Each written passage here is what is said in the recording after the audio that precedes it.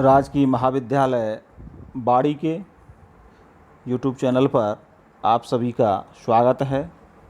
मैं हूं अनिल कुमार, सहायक आचार्य हिंदी।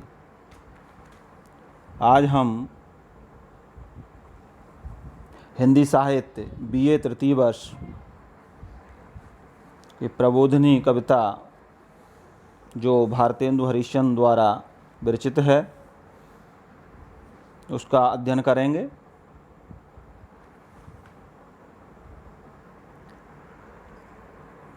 यह कविता भारतेंदु ने जागरण गीत के रूप में लिखी है। वे श्री कृष्ण को जगाने का प्रयास करते हैं, किंतु कृष्ण के बहाने से वे सारे भारतीय नागरिकों को जगाने का आह्वान करते हैं। भारत तब गुलाम था और परतंत्रता ने उसके सारे गौरव को द्रोहित कर दिया था। भारतेंदु हरिश्चंद्र भारत के स्वर्णिम अतीत की याद दिलाकर उसे स्वतंत्रता दिलाने के लिए लड़ने की प्रेरणा देते हैं।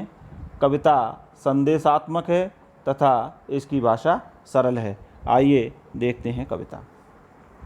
जागे मंगल रूप सकल ब्रज जन रखवारे, जागो नंदानंद करन जसोदा के बारे। जागे बलदेवानुज रोहिणी मात दुलारे, जागो श्री राधा के प्राणन में प्यारे। जागो कीर्त लोचन सुखद भानुमान वर्धित करन, जागो गोपी गोप प्रिय भक्त सुखद असरन शरण। इस जागरण गीत के रूप में भारतेंदु हरिश्चंद्र जो कि आधुनिक युग के प्रवर्तक हैं, उन्होंने रात्रि के अवसान पर श्री कृष्ण को जगाने का स्वर व्यक्त हुआ है। साथ ही वो देशवासियों को भी जगाना चाहते हैं, उनमें नई चेतना का संचार करना चाहते हैं, जिससे हमारे देश के लोग भी अपने देश को आज़ाद कराने के लिए जाग जाएं। देखते हैं कविता को। कवि भारतेंदु हरिश्चंद्र कहते हैं, जागो मंगल रूप सकल ब्रज जन रखवारे। हे मंगल रूप एवं संपूर्ण ब्रजवासियों के रखवाले, अर्थात श्री कृष्ण आप जाग जाओ, अर्थात भोर हो गई है, आप जाग जाओ। जागो नंदानंद करन जसोदा के बारे। हे नंद को आनंद देने वाले, नंदानंद करन अर्थात नंद को आनंद देने वाले और माता यशोदा के प्यारे, अब आप जाग जाओ, भोर हो गई है, सुबह हो गई है।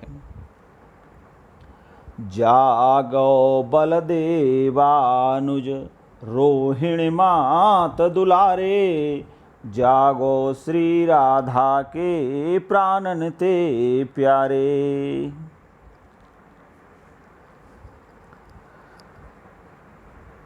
बलराम जी के जागो बलदेवानुज, बलराम बलदेव के अनुज अर्थात बलराम जी के छोटे भाई, माता रोहिणी के प्यारे दुलारे अर्थात प्यारे श्री कृष्ण, अब आप जाग जाओ।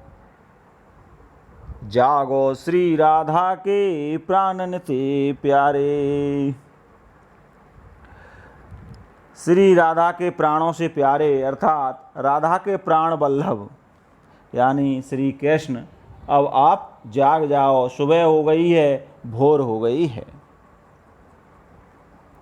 जागो कीरत लोचन सुखद भानुमान वर्धित करन, जागो गोपी गोप प्रिय भक्त सुखदय शरण शरण।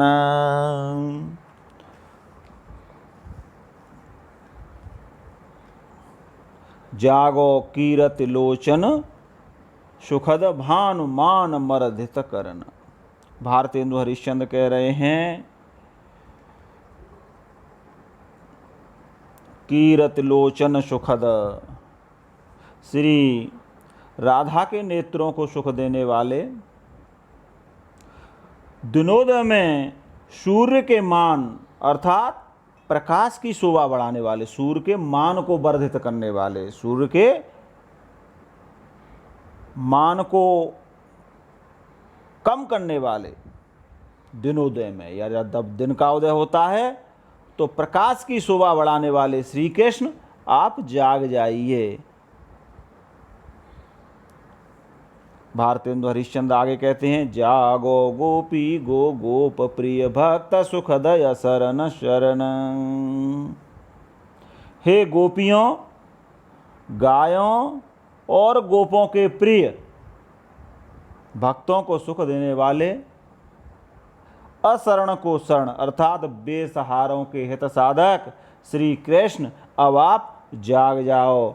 दिनोदिन रूपी नया युग आ रहा है, इसलिए आप भारत की जनता का कल्याण करने के लिए, देश के लोगों की भलाई करने के लिए जाग जाओ।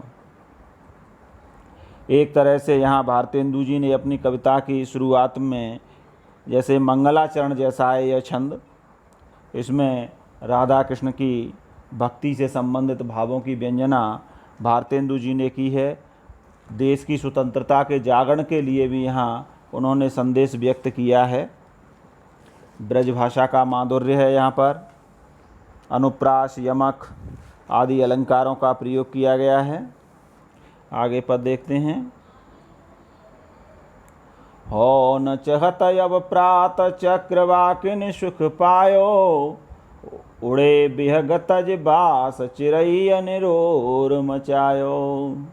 नव मुकुलित उत्पल परागले शीत सुहायो, मंदर मत अति पावन करत पंडुर बन धायो। कलिकायु पवन विकसन लगी, भमर चले संचार करे। पूरब पश्चिम दो दिशि, अरुण तरुण अरुण कृत तेज धरे।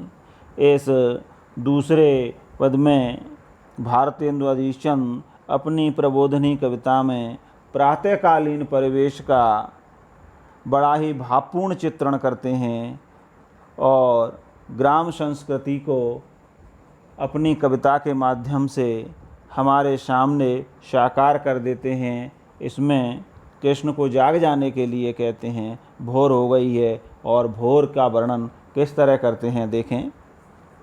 कवि कहता है कि हो न चहत अब प्रात चक्रवाकिन सुख पायो। कवि कहता है कि अब प्रातःकाल होना है और रात भर एक दूसरे से बिछुड़े हुए चक्रवाक युगल है, उसको मिलन सुख प्राप्त हो रहा है। अर्थात ऐसा माना जाता है कि रात्रि में जो चक्रवाक पक्षी है वो एक दूसरे से अलग हो जाते हैं और प्रातःकाल होने पर ही मिलते हैं। तो उस स्थिति की ओर यहाँ भारतेंदु जी संकेत कर रहे हैं और कह रहे हैं कि अब प्रातः होना चाहता है, सवेरा होने वाला है, और रात भर वियोग में पीड़ित रहने वाले चक्रवाक पक्षियों को भी मिलन सुख की प्राप्ति हो गई है। उड़े बिहगत जिवास चिरई अनरोर मचायो। प्रभात होते ही, सवेरा होते ही पक्षी अपने घोंसलों को छोड़कर उड़ने लगे हैं और पक्षी अथवा पक्षी शावकों ने शोर मचाना शुरू कर दिया है। यानी कहें कि पक्षी सुबह होने पर चहचहाना शुरू हो गए हैं, उनकी चहचहाहट हमें सुबह के समय सुनाई दे सकती है।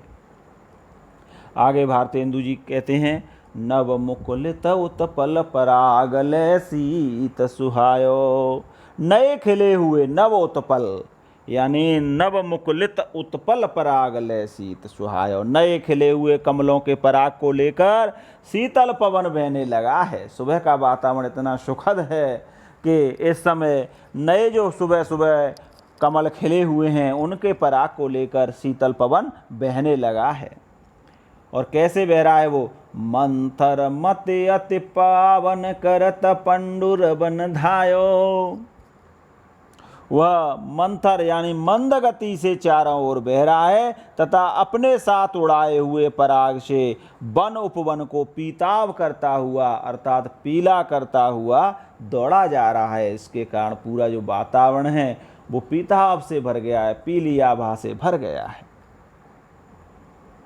कल का उपवन विकसन लगी, भमर चले संचार करे, पूरब पश्चिम दो दिशे, अरुण तरुण अरुण कृत तेज धरे। उपवन में कल का उपवन विकसन लगी, बगीचे में उद्यान में कलियां खिलने लग गई हैं तथा वहाँ भौरे भी आ गए हैं जो उन पर चारों ओर मंडराने लग गए हैं, उन पर भौरे संचार करने लग गए हैं, भौरे गुंजायमान हो रहे हैं। इस प्रकार का वातावरण बन गया है। पूर्व पश्चिम दो दिशे, अरुण तरुण अरुण कृत तेज धर। पूरब और पश्चिम इन दोनों दिशाओं में सूर्य के सारथी अरुण द्वारा अरुणिम प्रकाश फैलाया जा रहा है। ऐसा माना जाता है जो सूर्य के रथ को हाँकने वाले हैं, सारथी हैं, वो अरुण हैं और सूर्य से पहले उनका जो अरुणिम प्रकाश है वह फैल जाता है। उसी का वर्णन यहाँ भारतेंदु जी ने किया है। और इसका मतलब यह है कि प्रातःकाल होते ही सूर्य अरुणिमा युक्त नया प्रकाश सब ओर फैलाने लगा है। तो इस प्रकार भारतेंदु जी ने बड़े ही सुंदर प्रातःकालीन वातावरण का वर्णन किया है। और इस वर्णन में भारतेंदु जी ने अनुप्रास, यमक और मानवीकरण अलंकार का बड़ा प्रयोग किया है और छप्पे छंद की यति गति देखने लायक है। बहुत बहुत धन्यवाद।